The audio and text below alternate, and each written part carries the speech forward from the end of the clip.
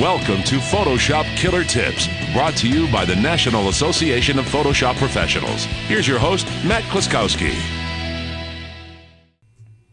If you've ever noticed or opened up a JPEG or a TIFF photo inside of Camera Raw, you'll know that when you come over to these white balance settings, these little presets don't exist. Okay, and that's because they're just not there for JPEG photos or for TIFF photos. But we can kind of trick it because these presets, I think, are a good starting place for setting your white balance.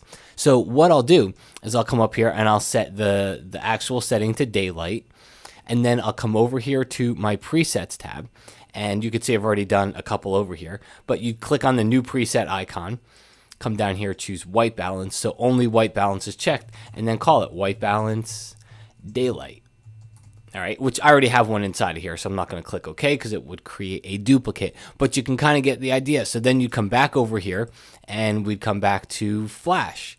Then you'd come over here to your presets, click on it, choose white balance flash, and under subset, just make sure you only choose white balance, click OK, and now it's going to show up inside of that list. So what did that do for us? Well, when I come out of here and let's say we go and we try to open up a JPEG or a TIFF into Camera Raw,